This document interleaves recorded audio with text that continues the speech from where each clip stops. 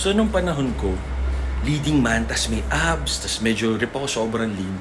Ayaw na ayaw nila kasi hindi sila sanay na leading man. Gusto nila medyo chubby yung face, may laman yung mukha. Gets ko naman kasi hindi nga uso noon. Ako nagpa-uso ng abs fit.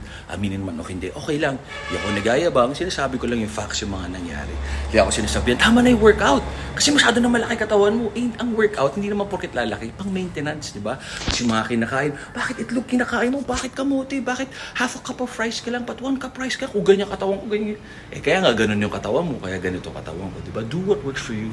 Tama ako, mali ako. Noong panahon ko, may rap ako kasama yung mga idol nyo. Gusto nyo yung makanta ko, mga Boracay Baby, Dati-Rati, mga magpakatotoo ka. Hindi tayo kumita doon. Ngayon, kasama ko si Mrs. Uff, di ba? Kasi nga kakaiba sa tunog nyo. Okay naman, wala mang pinakaiba yung hater tsaka fan. Maraming salamat sa inyo lahat. Tama kayo, mali ako na si Dr. Duo.